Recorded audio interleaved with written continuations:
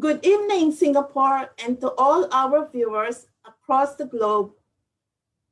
Greetings to you, our friends, partners, and supporters. Welcome to Bayanihan Talks webinar series. I am Minerva Lau, the current honorary treasurer of the Philippine Bayanihan Society Singapore and the host for tonight. We hope you are all keeping safe and well. And let's hope that the phase 2 heightened alert status in Singapore will be eased soon. Actually, there's going to be eased next week. Tonight, we are delighted to have as a guest speaker Mr. Robert Cristobal, founder of Frame 316 Media, associate lecturer at NTUC Learning Hub, and president of Alumni Association of Ateneo LSE Singapore. We will learn another skill, digital marketing in the new normal. Digital marketing is a very important tool in promoting one's own business or own brand. Before we proceed, please allow me to introduce our Bayanihan Society here and give you a glimpse of who we are and what we do.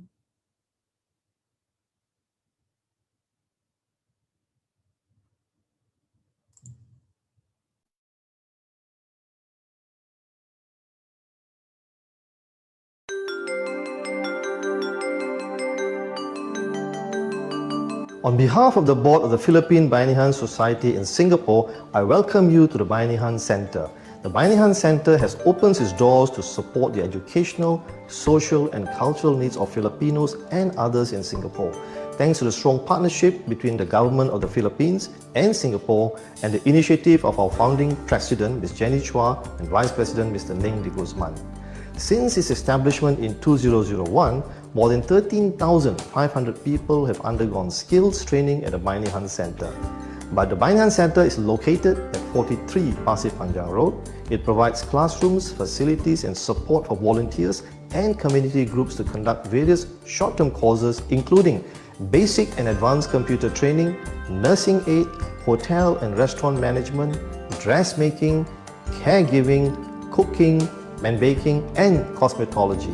To foster the socio-cultural ties between Filipinos and Singaporeans, we also organize the Bayanihan Walk. It is an annual event to bring together people from all across sectors of Singapore in a fun walkathon to promote integration of Filipinos with the Singaporean community. Tara na mak, Bayanihan Center na.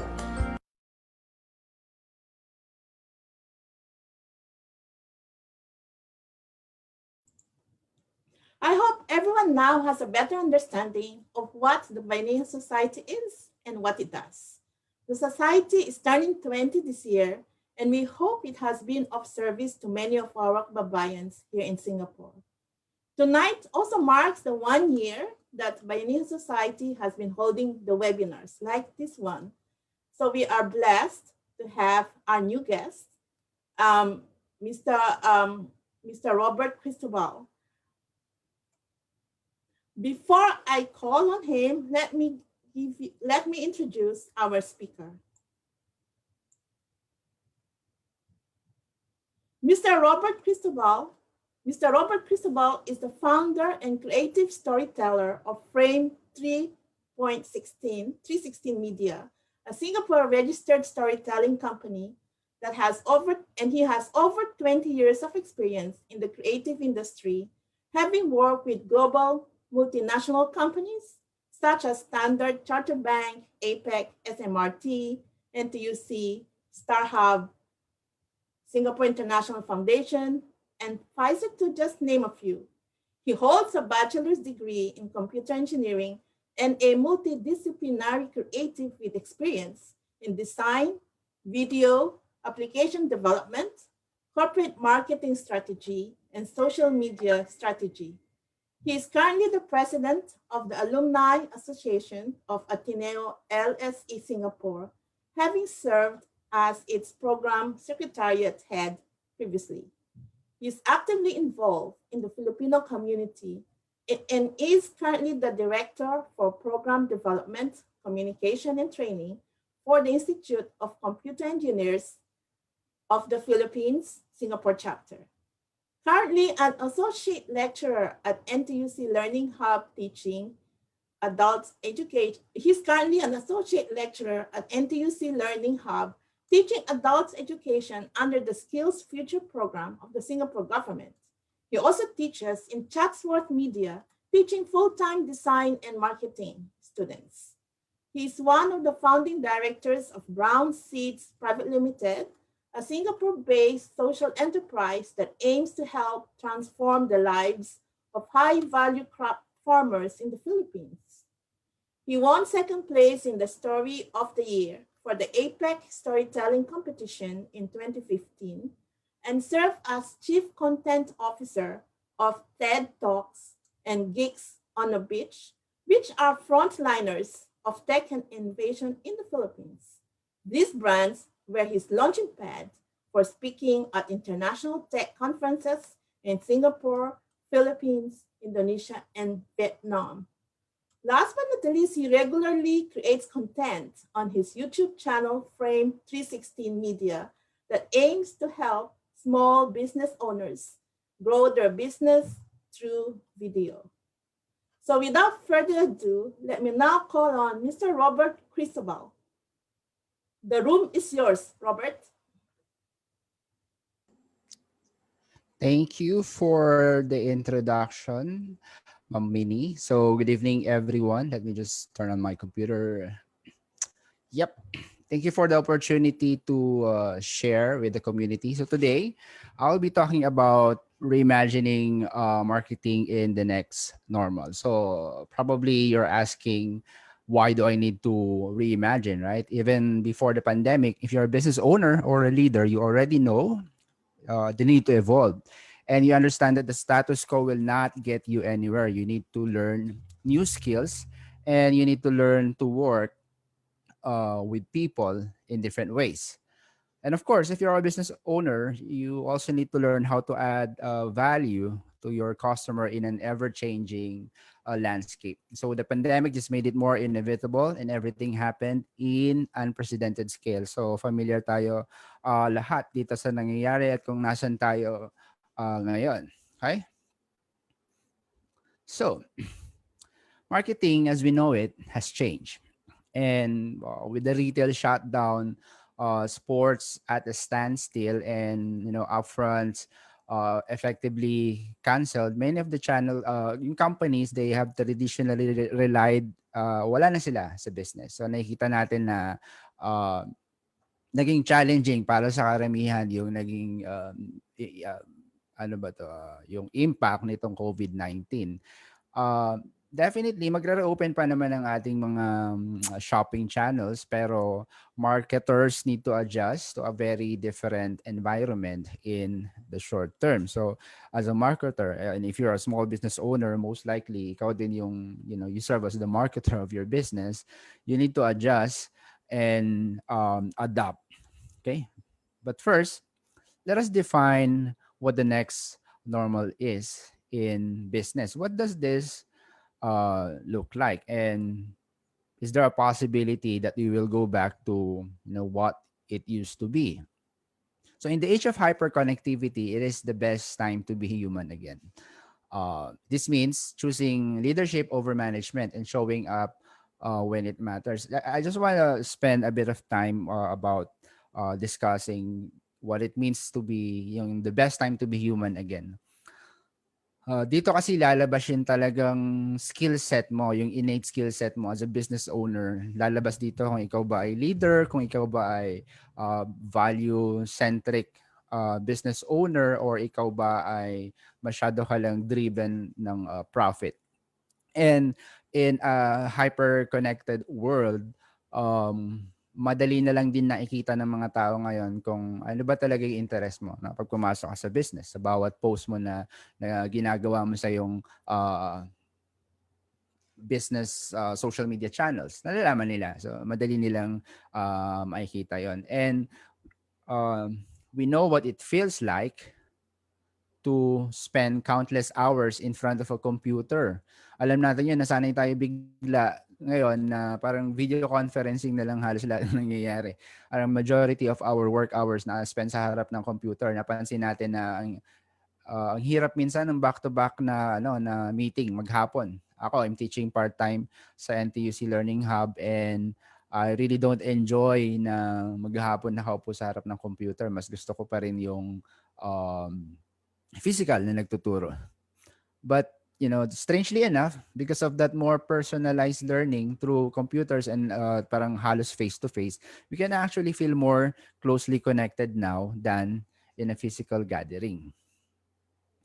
And as we become flooded with communications, people want authentic dialogue and transparency. Call a spade a spade, accept that things are harder than it was, and speak your heart out. Ano tong authentic dialogues na to? Okay, authentic dialogues requires that we allow ourselves to be vulnerable. Sa mga marketing campaigns natin, the audience is in a space where they are demanding more accountability. No, hindi na pwede yung mga old school PR at marketing. Ang dali na lang nilang malalaman ng customers if you are just doing a fake marketing stunt. Okay? So now let me give you a few key principles on how you should approach your business in the next normal. So forgive me if there's a bit of a delay because I'm managing like stuff here in my broadcast room. Okay, so first key principle here is focusing on the top strategic priorities and being adaptable. It clear away the bureaucracy and address things very quickly. What does this mean? Ano ba yung dapat nyong unahing gawin, when you run your business now? Ano ba yung first and foremost dapat matapos? At kailangan accessible ka sa customer. Ngayon na online na halos lahat ng transactions, hindi pwedeng mga chatbots o kaya automated yung mga reply na nakikita ng mga customer mo sa social media. Lalo na pag kailangan nila ng support o kaya they need answers to their question. So, kailangan nandun ka. You're always present sa harap ng iyong mga target customer. And now that we know that business can be run from home, we need to streamline our collaboration process and standardizing the tools and making it accessible across the board. Kailangan nating streamline ang collaboration. Maraming business models ang na-disrupt kasi nalaman nila na pwede pala yun. We can we can run things while we are at home. Hindi pala kailangan na yung may stuck ka sa meeting, or may stuck ka sa meeting room nyo sa office nyo, na natuklasan ng lahat, meron palang ibang way to do things at effective din yung magiging kalalabasan niya. It's not just employees, even C-levels, directors, and managers, they were able to run things while at home. So as a business owner, how do you standardize the tools for your team? That's the question. Clients' problems will be tougher, a lot tougher in the next normal. And trying to solve this in an environment that is not consistent with how an office should look like, this can be a real challenge para sa lahat. Okay? Imagine, magto-troubleshoot ka ng client request exactly at the time na yung anak mo, kasi work from home, iiyak. Kaya merong maingay, merong biglang magre-repair sa kapitbahay. So as business owners, we need to prepare with the inevitable. How do we solve this? It's a matter of finding your most comfortable space and time at your work from your home space. If this is not possible, try to navigate with the schedule of your meetings. Next, recovery comes first before we reach the next normal. Isa ito sa mahalagang point na gusto kong i-share ngayong gabi. Moving to the next normal, we definitely need to go through recovery. Hindi yun instant. No? Hindi yun yung parang ay nakasama na pagising mo, wala na lahat, bumalik na lahat sa dati. Nandito tayo ngayon sa panahon na hindi tayo lahat familiar. Wala pa nakalagpas sa ganitong scale ng challenge. Panahon ng social media ngayon, the last pandemic was 1920s. Walang social media. Hindi ganun ka-connected ang mga tao. Yung aeroplano, hindi ganun na yung flight, yung travel, hindi ganun ka-intense. So ngayon, para makabalik tayo, we need recovery. And part of the recovery process, especially in retail and services, is finding ways how to make the customers feel safe. Kung ikaw ay may-ari ka ng isang physical business, kailangan kasama sa agenda mo na paano ko maipapakita sa aking mga customer no, na safe sila when they do business with me. Kasi when you were forced to shut down yung stores natin, e-commerce naging sobrang laki ng e-commerce, ang laki ng kinita ng mga e-commerce. Pero kung merong isang bagay na hindi kayang binago yung pandemic, ito yung behavior ng consumers, 'di ba? Napansin nyo, hindi naman tayo napigil sa pagbili. Nawala yung physical mall pero yung behavior natin in buying nandoon pa rin. So, ibig sabihin, hindi mauubos yung buyers even during the pandemic. So, as a business owner, how do you position yourself as someone na concerned about the safety of your customers? May mga protocol ka ba sa delivery, or kapag meetups ba yung ginagawa mo to give the product or whatever you're serving, paano nararamdaman ng customer mo na agenda mo ang kanilang safety? And as an OFW entrepreneur, it's a matter of finding out what needs to change. Now, the first priority is digital transformation. Okay? You don't jump into social media just because everyone is on social media. If your customers are not on social media, alam mo dapat yon as a business owner, nasa social media ba ang aking mga target customer? Alam mo dapat yon. Kung wala naman sila doon, hindi ka dapat pumunta ron. Hindi ka dapat maging active, hindi ka dapat mag-post ng mag-post at ma-expect mo na kikita ang iyong business or makakakuha ka ng mga kliyente. Meron specifically na mga business na hindi nagpupunta sa social media, or hindi lahat ng customer mo probably wala sila sa Facebook, probably nasa LinkedIn sila. Probably wala sila sa LinkedIn at Facebook pero nasa Twitter sila, no? You know, even yung mga chat apps, they are now called social media. Pag nakita mo yung Line at saka yung WeChat, even WhatsApp has business features right now. So dapat alam mo saan ka, no? Saan ang customer mo at saan ka pupunta. And as an OFW entrepreneur, it's a matter of finding ano ba yung kailangang magbago. No? The first priority of digital transformation that affects the priority is yung ang top priority mo ay ang iyong customer. And gusto kong sabihin ulit na we're not going back to what we thought normal was. Not really, not necessarily. So let it just sink in for a while. It's actually preparing us to a different way of doing business, different way of different lifestyle. But there's no reason na magpanic, or ma-depress ka kasi kung titignan mo, we have naman parang we have everything in place naman, 'di ba? So hindi natin masyadong dapat na parang it should not bring us down or really, really sad in a way. And going to my next slide, COVID-19 is the pandemic is considered a generation defining event. It has also upset the economic order and had a dramatic effect on consumer behavior, from how we work and how we communicate, how we shop, and what we buy. Right?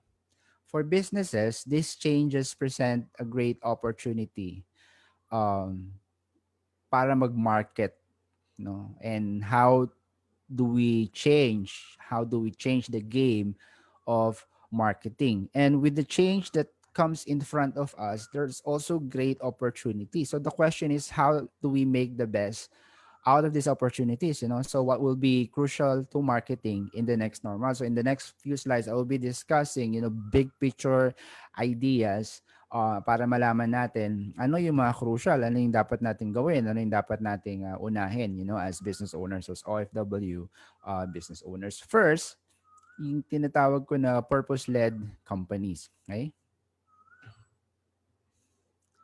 So, let me just fix this a bit. Give me a moment.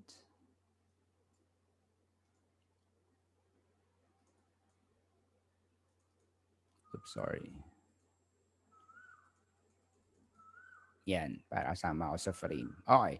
So, purpose-led companies. Consumers are increasingly drawn to companies that, what do you call this? Companies that lead with authenticity, boldness, and purpose. This trend, nung shutdown, na nag-ship na ang mga, lumipat na ang ating mga, nag-switch ang ating mga shoppers or ang brands and retailers na they supported their employees or they repurposed their facilities, uh, parang iba yung ginawa nila sa kanilang mga facilities. Yung iba, in-offer nila ang kanilang office, or yung mga hotel owners, in-offer nila ang kanilang hotels for, let's say, quarantine. No? We see purpose and branding fundamentals as an increasingly important element for driving future growth. Mahalaga sa ating consumers ang ating brand values. Nakikita nila ito. If you support a specific belief na opposite to what your consumers believe in, they can easily go to your competitors. As simple as that. So ano yung nakikita nating opportunity rito? Ikaw ba ay brand, ikaw ba ay company, ikaw ba ay business na may malasakit sa kapwa mo, ikaw ba ay business na bigger than yourself, okay? So, nakikita to, nararamdaman to ng iyong mga customer or potential customer. Next is what we call the fast and agile way of doing marketing or doing business. Ngayon sa panahon na 'to, dahil lahat online, everything is like in a stroke of a mouse, accessible sa computer mo, laptop, smartphone, tablet. Marketers are now being pressed to respond even faster, addressing the what now while simultaneously looking at the what next. Tingnan niyo 'yan, yung what now, ano yung ngayon nangyayari. Tapos dapat kasabay mo na isip yung what next. Ganon ang ibig sabihin ng fast and agile. And to increase the speed of campaign creation, um, business owners should combine analytics, using analytics as a way of giving teams the freedom to do rapid testing and learning, often via virtual and remote work environments. Pag sinabi kong analytics, huwag kayo masyadong matatakot sa analytics. Ang analytics, this is very much accessible to everyone, even kahit na ikaw ay hindi ka masyadong techie. Kung may business ka, setting up an analytics to your own website is as simple as a copy and paste process. Right?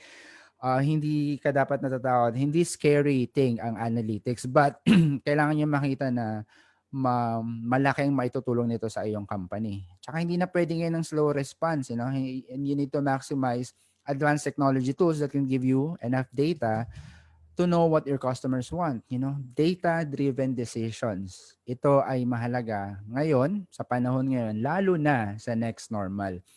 At kung gumagawa ka ng mga marketing content, kailangan mabilis. Maraming tools na katulad ng Canva, Google Docs, at saka Google Analytics na magagamit mo. The learning curve is not steep. Hindi siya mahirap pag-aralan. Napakadali.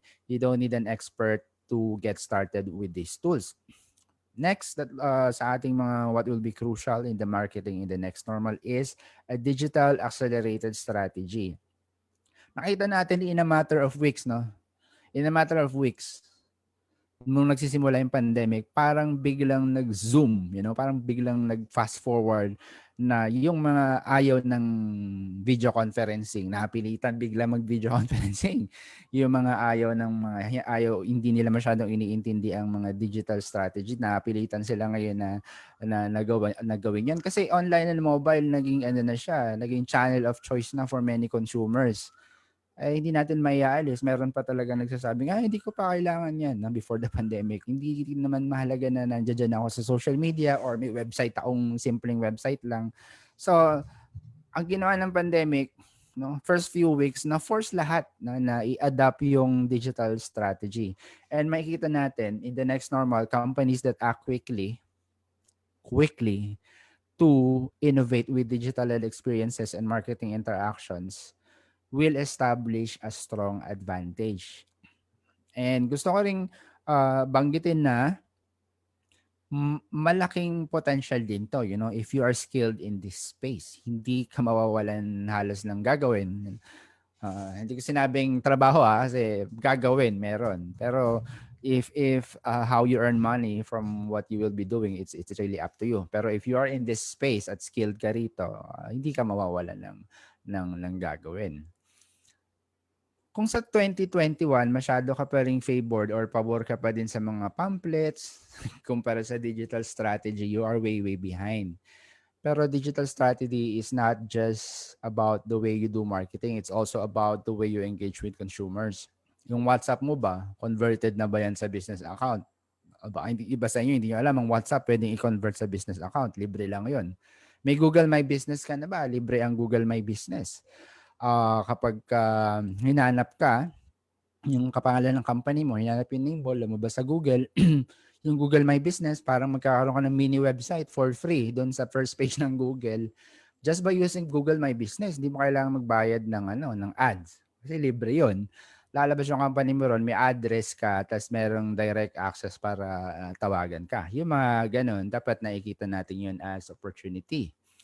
Next, yung tinatawag nating hyperlocal and personalized. So, with more consumers engaging with digital channels and increasingly sophisticated technology tools available for tracking them, ang mga marketers ngayon masyado ng laser focus sa data and analytical horsepowers. Okay? Yung capabilities na to, it allows marketers na magkaroon ng talaga ng parang deep understanding kung sino yung customers nila. Okay? Personalization just means razor sharp precision targeting.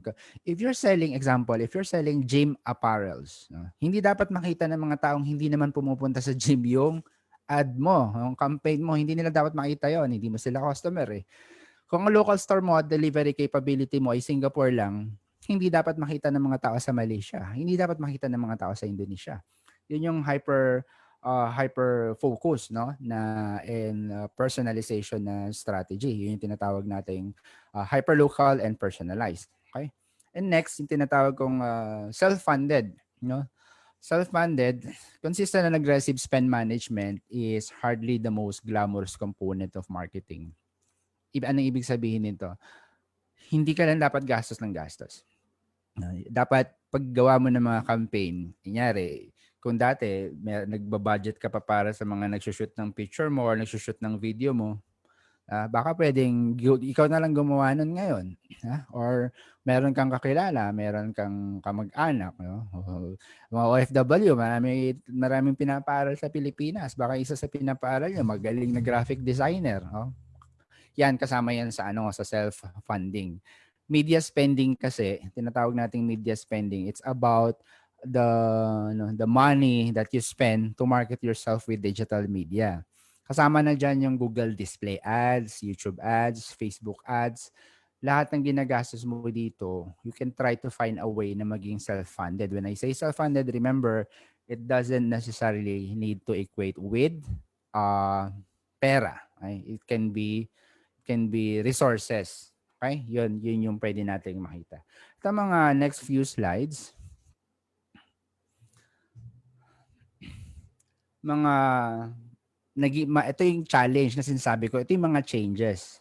So, mayroon lang ako sinamarize dito. Nakikita natin, declining na consumer spend. No? Nagbabawas ang consumer spend. Yung shock to loyalty na tinatawag, na consumers have tried, 75% of consumers have tried a new shopping behavior. And over 70% lang yung gustong maging loyal. Okay?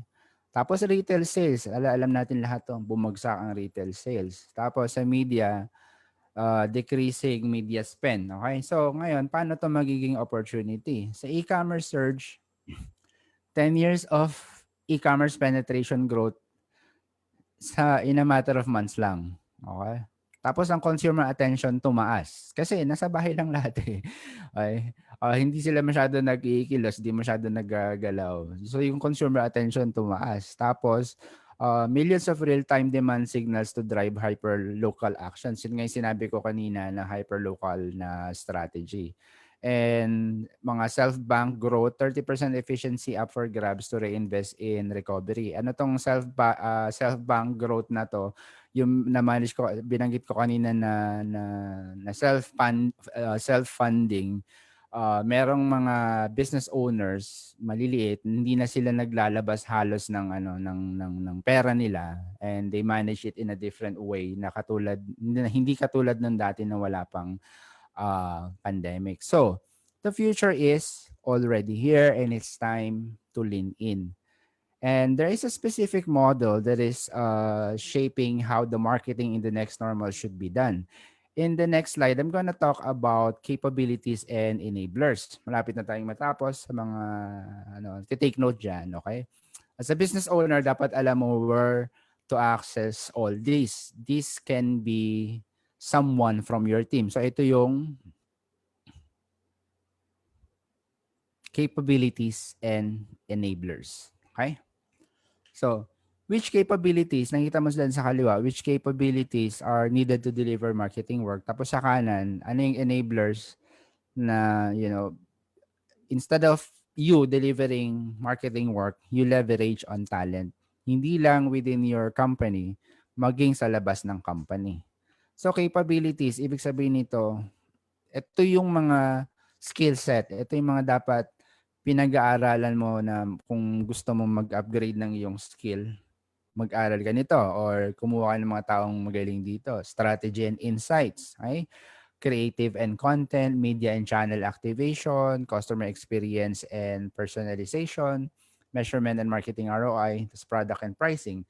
At enablers naman within inside or outside of your company. Ibig sabihin, pwede mo siyang i-outsource, organized design and culture, agile way of working, talent and agency management, and of course, data and technology. So, the $1 million question for us OFW entrepreneurs, what can we do as OFW entrepreneurs? Okay? Of course, importante, we shift to online shopping. I'm just gonna move this. Importante, we shift to online shopping. Online is becoming the channel of choice sa mga consumers. And, they spend more time buying from home. And etong behavior na to, mananatili to ng matagal. So, but despite the significant shift to digital channels, nakita pa rin natin na ang buying online, hindi niya pa rin talaga na-match yung kita ng traditional shopping. Pero, as a business owner, dapat you somehow have a strategy na you are moving to uh, online shopping. Okay? Na nagsisimula ka na magbenta online. Dapat nagagawa mo na yun. Okay?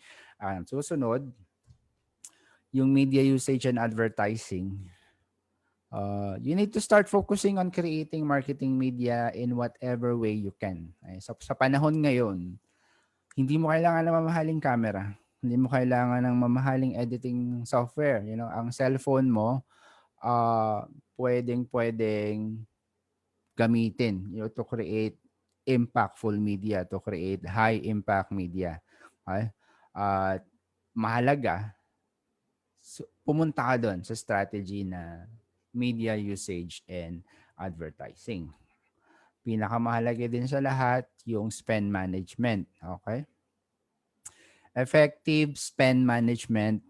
Technically kasi pag sinabi mong spend, alam natin, ang pagkakaintindi natin, spend is gastos yan. Okay, tama, gastos siya. Pero in a technical aspect, sa marketing, pag sinabi mong spend, it's the dollar that is being allotted to create campaigns, to pay for ads, to pay for mga pay-per-click na mga campaigns, para magbayad ka ng advertising fee. Yan yung tinatawag natin na spend. Technically, yun yung term niya. Pero kapag ka naging effective ang iyong spend management, it enables you to move quickly and easily. Pati yung decision making mo magiging mabilis. Okay? Part ng spend management, redeploying funds. For example, year 2021, for example, may budget ka for office. Nag-decide ka na hindi na ako magtutuloy muna sa office. Kanya small business owner ka, 3 lang kayong gumagamit ng office. Why not? I-cancel ko na yung aking office subscription. For example, yung mga co-workspace. Yeah. Saan mo ngayon i-redeploy yung fund na yon? Yun yung decision making na kailangan mo. Dadagdag mo ba yung sa sweldo mo? Dadagdag mo sa sweldo ng kasama mo? O gagamitin mo ba to laser focus on hyper-local and digital strategized campaign? So, kailangan mong tignan yun as an OFW entrepreneur. Ito, this is a bit interesting when I was doing this slide. Tinatawag natin creativity with conscience. Okay? Itong nabanggit sa slide na Cannes Lion Advertising Awards, isa sa pinaka, ano siya, global benchmark siya for creative excellence in advertising. Pero nakikita diyan na yung mga impact-centered na mga campaigns, sila lagi nanalo ng award. So mahalaga, creativity with conscience. Kung ano man yung business na ginagawa mo ngayon, ano man yung marketing strategy na gusto mong gawin, balak mong gawin from today, moving forward, hindi ka dapat hindi ka dapat nanlalamang. Hindi ka dapat parang kunyari mag-spend ka ng pera para sa mga trolls, siraan mo yung competitor mo. Ayun. That's creativity pero walang konsensya 'yon. Okay? And talking about creativity, it's actually something that you can learn and improve. We are creative by nature. Meron kasing wrong notion eh. Meron akong friend dati, he asked me, creativity ba natututunan o lahat ba ay creative? So, ang sagot ko dyan, creativity, you can learn and improve that. Lahat tayo ay creative by nature. Hindi lang napapractice ng karamihan sa atin. Kasi may wrong notion na creativity daw gift, meron lang binigyan. Ba ako, part of my work, revolves around creativity. So, sinasabi ng marami, kasi may gift of creativity ka eh. The thing is, everyone, every human being na pinanganak sa planet Earth, may gift of creativity. Gift ni God yon, being created in the image of likeness of God. Creative ka. Pero, pag di mo ginagamit yung creativity na yon, hindi yan lalabas. Hindi yan makakatulong, hindi yan mag-a-add ng value kahit kanino. So the reality is, it's a gift from God, but not many people are using it. Okay? In this next graph on the screen, kita nyo, it summarizes what I have been discussing in the almost past half an hour. Okay? So, navigate the now, plan the recovery, and lead in the next normal. Now, the opportunity is to lead in the next normal. Nandito tayo ngayon sa number 1. Nandito tayo sa number 1. As everything is recovering, nagkakaroon ng iba't ibang bilis ng pag-ease ng restriction, makikita natin na yung recovery process, iba-iba. Pero pag hindi ka, anong tawag ito, pag ikaw ay hindi mo papayagan ng sarili mo na dumaan sa recovery process in a strategic way, business-wise, hindi ka magli-lead in the next normal. Okay. Sa ngayon, you lead with a purpose, take care of your employees or the people you are working with, mag-build ka ng cash reserve. Sa ngayon, navigate na now, and then mag-plan ka na for recovery. Planuhin mo na ano ba yung magiging digital strategy. Tapos, abangan mo ano ba yung magiging demand. Kasi definitely, pag nagre-recover ang market, ang business space, dadami yung demand. Saan ka doon? Alin yung demand na isa-serve mo? Pag successful ka in planning and recovery, you definitely will be able to lead in the next normal. Tingnan mo ngayon, paano na kumikilos yung space mo, yung market mo, paano na siya kumikilos. And kailangan ready ka na sa virtualization, like what we're doing right now. We're doing virtual trainings. Okay? So, my call to action is if you want to live in your space, make sure you stay relevant. And if you want to stay relevant, make sure you are ready for change. Nakikita natin sa slide, traditionally, marketing, hindi ako yan, yun nasa picture. Marketing has been a business function that best understands the customer. Yun dapat ang marketing. It involves the best way to understand your customers. How well marketing leaders can continue to be relevant as their customers change will play a large role in determining, how business will weather the COVID-19 crisis and meet the needs of tomorrow's consumer. So again, if you want to lead in your space, make sure you stay relevant. If you want to stay relevant, make sure you are ready for change, and that's it. You're pretty much good to go, and you are well prepared to lead in the next normal. So if you want to learn more about business creativity and marketing tactics using video and YouTube, you can follow my YouTube channel. You can just type Frame 316 Media on YouTube. And I have another channel which is an official YouTube artist channel because I do a lot of artist side stuff. You can visit GarageBand also. So I think right now we're ready for some questions. Thank you for your time and listening. I hope mayroon kayong napulot at natutunan. Thank you very much. Thank you very much, Robert, for that very, very informative and very, very comprehensive presentation on digital marketing. Hindi siya kasi ganun kasimple ha. Medyo the creativity part has to come in and work so that we can present or whatever business we are doing, we will be able to manage and how to market it basically. So we are now into our Q&A session. So kung may mga tanong pa kayo, you can write it down those yung mga po nasa Zoom. You can send your questions on the chat room. And yung mga po nasa Facebook, you can send po your questions there and we will read them for you and ask the questions to our speaker. I'll start with some questions, sir. Sure. Actually, there's a question about, we always say the customer is always right. Yep. When it comes to marketing and digital marketing, does that apply as well? That is always a statement, but for argument's sake, a statement like that, hindi naman necessarily, as a business owner, you don't need to challenge that, okay? Because it's the status quo. But you also don't need to entertain that. Kasi merong in reality, may mga customers na talagang hindi fit sa culture mo as a business owner. As an example, for me, meron akong mga clients na tina-turn down. Hindi dahil marami akong pera, pero ita-turn down ko siya kasi the culture of how they engage with people, how they communicate, how they talk. It's something na instead of lalabas yung aking creativity at ang aking inspiration, may stress ako. So tama siya. Hindi ko sasabihin mali siya, but I don't have to entertain if you are not aligned with what I want to do as a business owner. So it's up to the business owner, 'di ba? Entertain ko ba 'yan o hindi? Pero it is what it is. Yung statement na 'yon, fix 'yon. Pero you don't need to subject yourself to stress, and a toxic culture pag hindi mo gusto yung client. Oh, okay. Thank you. So the customer is still right, but you have the option to say no if you don't want to. Okay. Okay, I remember that. Okay.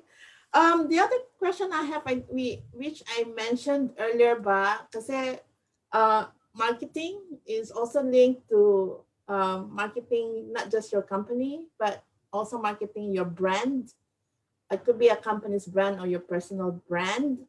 I noticed in some of the companies, they have specific structure and the names they use. They use a number, they use a color, or sometimes recently I've seen like you have a number, you have a frame 316.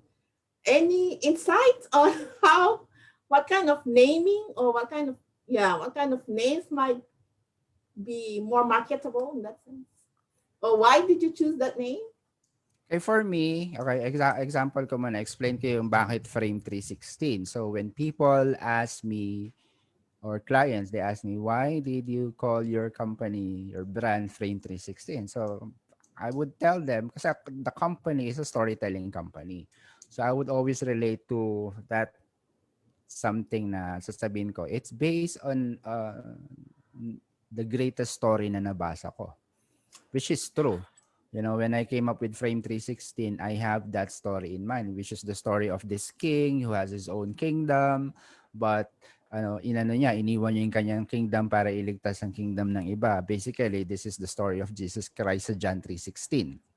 So I took that number kasi for me, that's the greatest story na nabasa ko personally. So ang pagmapangalan mo ng iyong company, it's it's a combination of ano yung level of comfort mo, no? Kasi makikita mo may mga company talagang sobrang weird ng pangalan nila, pero kumikita sila ng malaki, 'di ba? Yung level ng comfort mo. Pero meron kang mga dapat na mga technically dapat mong gawin sa pagpapangalan ng company mo. You have to do your research, right? Una-una, pumunta ka sa Google. Kunyari, gusto mong tawagin ng company mo na The Energizer, for example.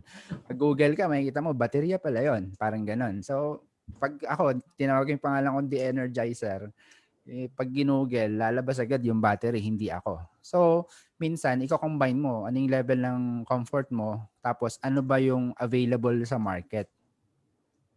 Yun yung ano ko doon. That's my opinion on that. Kasi, pero yung meron kami mga client, malalaking company, na they spend tens of thousands of money para lang malaman yung pangalan nila. So, yung mga yon, kumbaga ibang space yon, pero may mga ganun na open sila na kunin lahat ng opinion ng stakeholders para makita nila na, dapat ito pala yung pangalan kasi catchy and it represents our brand values. Parang ganun. Thank you. I also noticed that in my own company, I think they hired consultants just to Yep. have a new name. May ganon. At saka So, masingit ko, ma'am, no, kung mapapansin mo, lahat ngayon ng sumikat na, yung lahat ngayon na nag-exist na social media platform, ang simple ng mga pangalan nila eh. Karaming Twitter, kasi ibon yung Twitter eh. So yung tweet ng ibon. Yung Facebook, sinimula yun na parang libro ng mga mukha ng tao. Kaya tinawag niya lang Facebook. Pero kasi nung panahon na yon sa sa technology, sila yung mga nauna eh. Kaya maganda yung mauna ka talaga. Isa rin yun ang mahalaga. mga trailblazer, no? Yep. Sila yung mauna. So tapos yan ang nagiging common name na rin, yung proper name nila, nagiging common name. May nabanggit ka kanina about social media. If you don't need it, you don't have to do a social media. But then how will you do marketing? Like, naisip ko yung mga hawkers dito sa Singapore. Madaming walang sort of, hindi sila techie. How, if you were one, they don't need to be on social media. Pero that doesn't mean that they can't be on social media. So, ang pwede mo maging strategy dyan, for example, yung mga hawker na yan, walang mga Facebook page yan eh. Kung titignan mo, tama? Hindi yan nagpo-post lang every Monday, ito yung aming bagong product, meron kaming promo. Hindi mo pero may mga hawker, makikita mo, bakit pinipilahan ng kahaba-habang pila? Kasi, nakapunta sila sa social media not because of them. Yung mga customer nila, pinopost, pinipicturean yung masarap na pagkain, pinopost, sumisikat, nag-trending. So, ang principle sa social media is hindi mo talaga, hindi yan rule. Na pag may nagsabi sa yung dapat nasa social media ka para kumita ka ng pera, it's not 100% true. Okay. Yeah, there will always be some ways. Word of mouth din, Yep. di ba? And sometimes you said word of mouth, mga Facebook pages na iba. Is Facebook a must? And what other apps are a must if you want to go into social media marketing? Again, titignan mo, kunyari, let's say, ang company mo, corporate services ka. Right? Tina-target mo mga directors, for example, or tina-target mo mga managers. Ito mga managers at directors na to, hindi to sa Facebook naghahanap ng company na i-hire nila. Nandun sila sa LinkedIn. So, merong bawat social media, merong tamang company na dapat pumunta ron.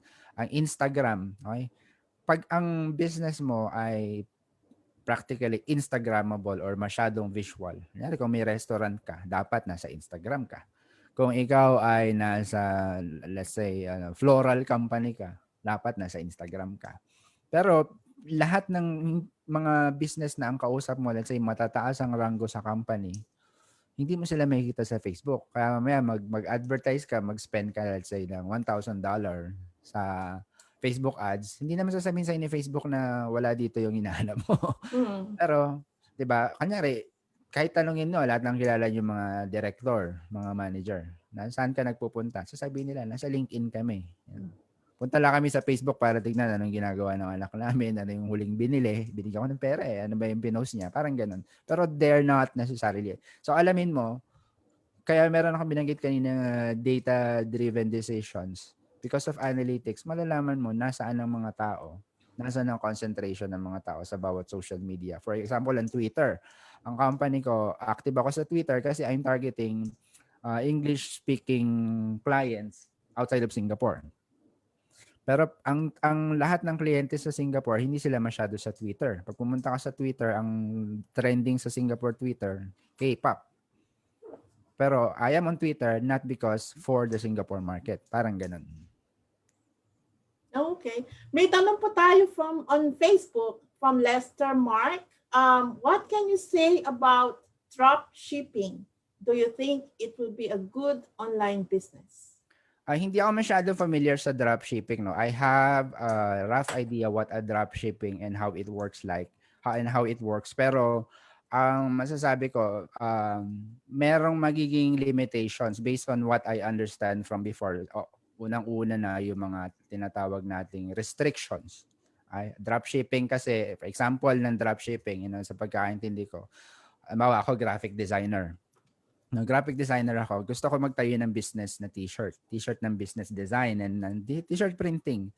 Pero I'm gagawin ko, hindi ako bibili ng printing machine, hindi ako magtatayo ng sarili kong website, hindi ako magtatayo ng store.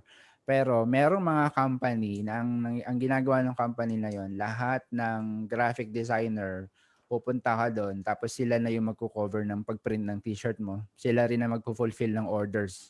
So, yung kita mo as a graphic designer, parang ikaw pa din yung may-ari ng t-shirt printing business. Kahit wala kang printing machine, kahit wala kang printing shop, kikita ka doon. So, yung mga yon, ang makikita ko lang doon, syempre, siguro, successful pa rin siya, I think. Pero magkakaroon siya ng konting impact pagdating doon sa different restriction on a global scale, lalo na ngayon. Yun ang idea ko sa dropshipping. Pero definitely, meron pa rin siyang certain level na magiging successful siya. Okay, thank you. We have a question on our Zoom chat from John Pagirigan. Sir, question for a newbie on marketing. Which platform better to use, YouTube or Facebook? Okay. So, kilala ko to, si Jan. Jan is a good friend of mine. So, Okay. tanong niya is, Vice President siya ng ating ICPEP din. So, ang tanong na, which platform is better, YouTube ba or Facebook? Pag ako, ang tinanong mo, 100%, lagi kong sasabihin, every business should be on YouTube. Why? Ito yung sinasabi kong laging dahilan bakit kailangan ang business na sa YouTube. Not because you want to be a YouTube content creator. Although there's a potential na mag-viral ka, bigla ka kikita ng malaking income sa YouTube. You should be on YouTube because YouTube is owned by Google. Okay? Kung mapapansin mo, pag nag-search ka ng kahit business or service, wala ka halos makikita na link to a Facebook post. Ang makikita mo, link to the website o kaya link to the YouTube video. So, doon pa lang, makikita mo na meron kang opportunity for free advertising sa YouTube dahil Google owns YouTube.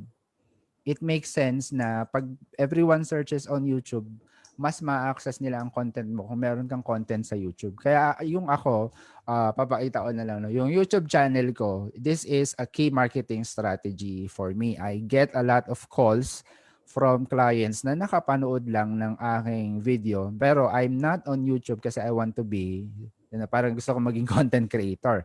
Pero it drives business. Kaya ang suggestion ko dyan is definitely, if you would spend effort, money and time, okay pa rin na mag-spend ka pa rin ng time mo sa Facebook, pero your priority should be on YouTube.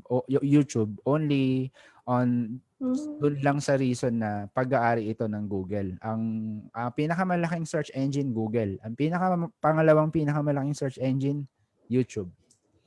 I-try nyo ngayon. Mag-search kayo ng kahit na anong business, wala kayong makikitang post ng Facebook na lalabas doon. Hmm. So, dapat pala sa YouTube din ang mga videos namin, ha? Yep. Pag-usapan natin yan. Sir, may mga tanong pa po.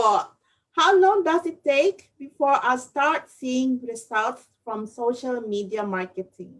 No, ay, ang results iba-iba ang result. Okay. Magse-set ka ng goal.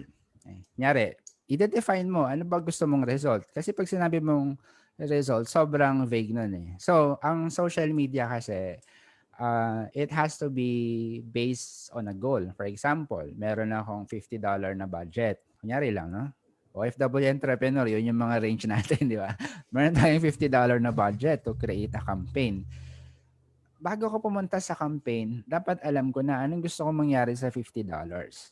Ang $50 ko ba, gusto ko ba, let's say, meron akong service, kunyari, meron akong promo, may binibenta akong product, yung product ko ay, kunyari, $20 isa. Diba? $20 isa yung product ko. And I'm gonna spend $50 sa Facebook. Kung ang goal mo lang, let's say, kumita ka ng 100 out of that 50. So yung strategy mo magbe-base doon sa gusto mong mangyari. Hindi yung pupunta ka na para kang tataya sa sugal na, $50 campaign. Tapos mag-aantay ka. Kaya ang iba, sabi nila, ang tagal naman ng resulta. Kasi wala ka namang sinet na result sa buhay mo eh. Bago ka pumunta ron, wala ka namang sinet eh. So may $50 ka, I have a $20 product. Ang target ko lang, in 1 week, makabenta ako ng 5. Pag nakabenta ako ng 5, or ilan ba dapat? 25. Kunyari, makabenta ako ng 10 para makover ko pa rin yung binayad ko ng $50. Ngayon, makikita mo yung result. After a week, definitely, makikita mo yung result. Ngayon, ito yung susunod na tanong. Yung result ba ay align ba dun sa gusto mo? Kumita ka ba o hindi? Saan nakakatulong yung ating pagpaplano is, pagtingin mo sa result, nakuha mo, no? Lumagpas ka doon sa gusto mo. Ibig sabihin, tama yung ginawa mo. Yung $50 mo, walang kinalaman yun sa magiging resulta ng campaign mo. Ang $50 mo, ano lang yun, parang price tag. Ang focus mo doon sa campaign. Kunyari, nag-campaign ako, yung $50 binayad ko para yung ads ko lumabas sa 200 katao sa buong bedok. Ganun lang yung gusto ko mangyari. No? Kasi gusto ko makabenta ng 10 o 20. So gagastos ako ng $50. Tatarget ako ng 200 katao sa buong bedok. Pagdating ng linggo, nakabenta ako ng 15 or 20. Ibig sabihin, tama yon. Kaysa yung iba, pupunta ka ng $50. Maglalagay ng ad ng $50. Hindi man lang dinefine saan ang target. Hindi man lang niya pinlano sino ba yung gusto niyang bumili. O hindi man lang niya inisip ilan ba yung gusto kong mabenta. Yun yung mga business mindset na dapat mabago kasi wala kang mahihita. Wala talagang resultang makukuha doon. So, walang kinalaman ng budget, no? Ang kailangan mo, ano ba yung gusto mong mangyari? Tapos lagyan mo ng price tag. Tapos gawin mo yung campaign mo. Pag sigurado meron kang resulta. It's either yung resulta mo kapos or sobra or tama lang. Pag kapos, ibig sabihin sa next na mag-spend ka ng $50 ng 1 week uli, ibig sabihin, gawin ko kayang $70 for 1 week. O kaya, gawin ko kayang $50 pero ang targetin ko lang 150 na tao. Tapos 1 week ko pa rin siyang iraran. Ganon ang marketing mindset. Ganon dapat ka nag-iisip. Hindi yung bayad dito, bayad doon, campaign, boost ng post, di ba? Campaign, bayad ulit. Tapos wala talaga siya magiging result pag ganon. So, dapat may target. May goal. Yung strategy, remember yung ating mga session noon kasama sila Sir Ning. Yun yung, ako kasi lagi ako strategy driven eh. So, Oo nga. Next question po, what are some common social media marketing mistakes that business makes? Okay. Ang pinaka-common, masyado kang nakafocus sa product mo.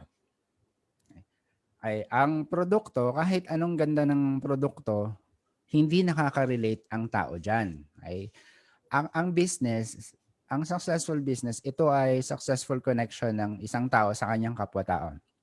Business is all about establishing a relationship. Pag ang campaign mo, pag ang mga marketing post mo, lagi lang nakafocus sa produkto mo, hindi ka mag-stand out. at walang napakaliit ng tsansa na, may makarelate sa sinasabi mo. Isang lagi kong example dyan pag nagtuturo ako, Samsung na smartphone at saka iPhone na smartphone. Pag tinignan mo yung dalawa na yon, halos pareho yon, di ba? Minsan ng Samsung, mas maganda pa yung camera. Talagang Mm. maganda camera ng Samsung. Pero never mong nakita na nag-release ng bagong telepono ng Samsung, pumila yung tao ng 2 days. Never natin nakita yon. Pero bakit ang iPhone? No, chismis pa lang, balita pa lang na magkakaroon, natataranta na yung mga tao. Bakit? Kasi na-hit ng iPhone yung gusto ng consumer. Lahat ng bumibili ng iPhone, ng Apple product, malaking kinalaman dun yung pakiramdam na I own an Apple product. Not because maganda yung product or not because yung product ay sobrang galing. Majority lang bumibili ng Apple product, doon lang sa pakiramdam. Technically, yung yabang na meron kang Apple product, pero not necessarily mas maganda ang Apple product sa kakompetensya niya. So as a business owner, yung Samsung kasi, pag tinignan mo lahat ng promotion niyang Samsung, about Samsung. Lahat tungkol sa Samsung. Pero ang Apple, pag tinignan mo how they created their campaigns na nagsisimula pa lang sila, no? Nung bumalik si Steve Jobs, yung think different niya. Nung nilaunch niya yung kanyang computer, kasi sinabi niya, think different. Lahat to sa mga siraulo, lahat to sa mga baliw, lahat to sa mga kakaibang mag-isip. So, ang dami nakarelate doon. Hindi niya sinabi kung ano yung gaano kaganda yung computer niya, pero naubos, bumili. So, ngayon, applicable pa rin yun. Practicing yun na pag maglalagay kayo ng kahit anong post sa social media, iwasan yung nakafocus dun sa produkto nyo. No, with people cannot relate to a product no matter how good that is. Mag-come up kayo ng story sa produkto nyo. Kung ang produkto mo, let's say, gamot o kaya ano ba ito, mga supplement, okay? Maraming ganyan, Pilipino, di ba?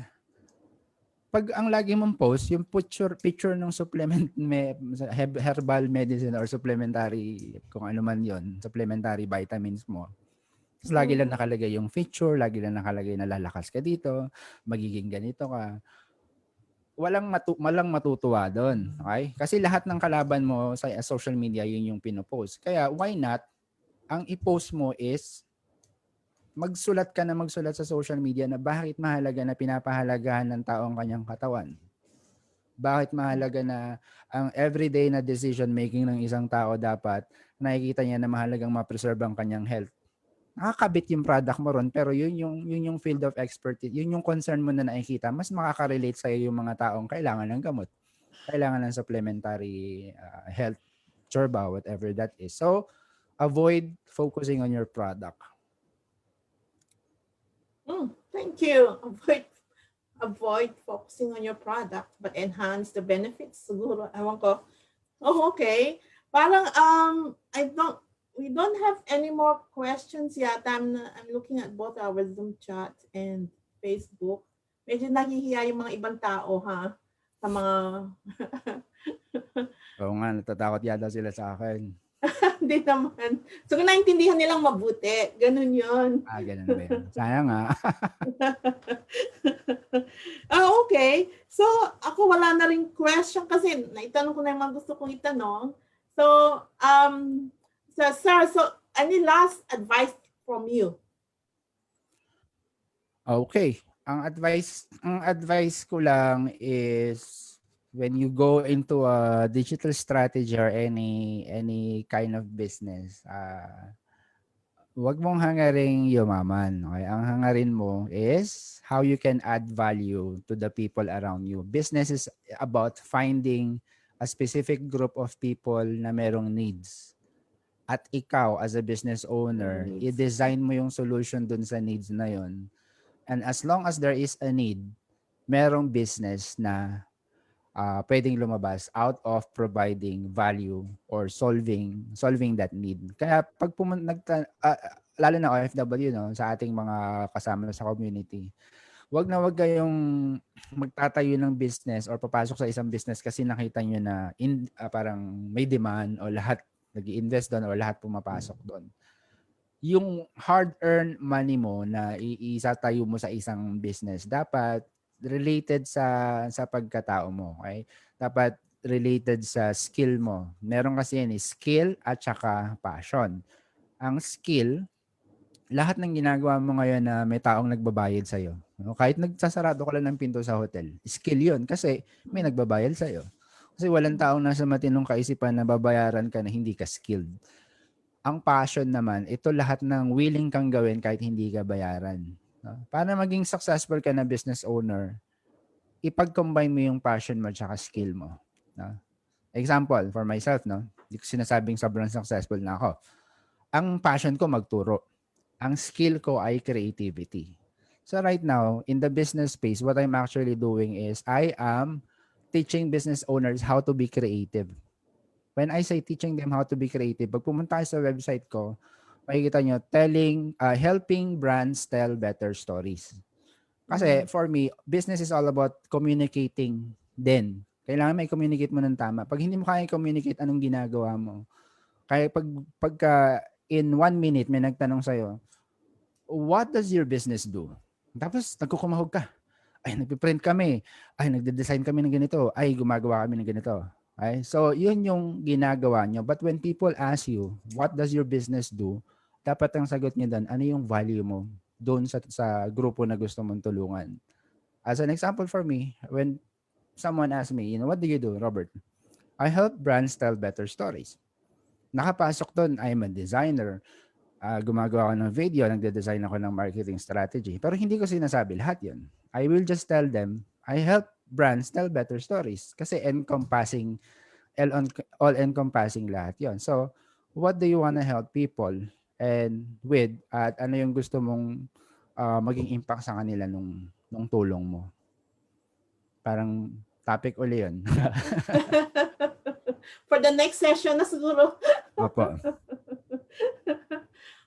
Okay, so we end the Q&A session here. Thank you so much. Thank you so much, Robert, for that very informative and very comprehensive discussion. Salamat din po. And ulitin natin to, ha? Sure. Thank you. And then may I now call upon Ms. Christy Vicentina, our PBSS Honorary Vice President, to deliver the closing remarks. And she's one of the best marketing person I know. Kaya siya nandyan. So, Christy, the floor is yours.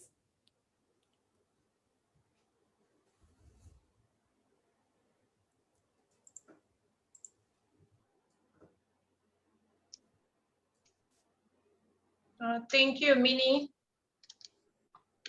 Good evening to our friends and kababayans in Singapore. To our friends and families in the Philippines, mabuhay. On behalf of Philippine Bayanihan Society Singapore, allow me to say thank you to the people who help us for tonight's webinar. Mr. Robert Cristobal, thank you, Robert. Thank you for sharing your time and expertise and for reminding us that understanding the behavior of our clients is always important, even in this digital and virtual era. And if I may emphasize, truthful in advertising, truthful in marketing, and truthful to your clients, no matter what era we are, we will remain relevant and important in doing any business. And in any business, if I may emphasize.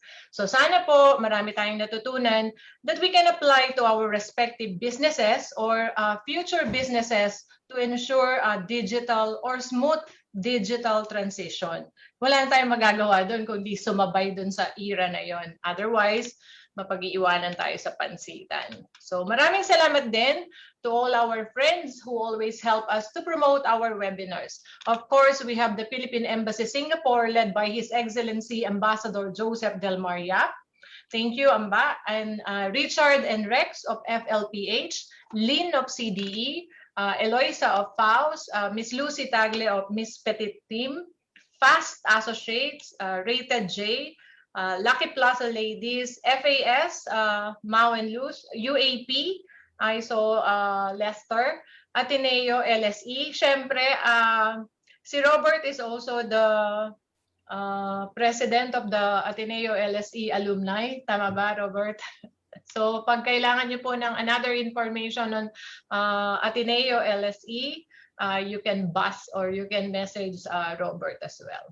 OSPAS, Miss Clems Sabila, Kabayanihan from Jehan Bulanadi and Arvin David. So we are also sharing this with our Middle East OFWs. So maraming salamat po ulit and mabuhay. Back to you, Minnie.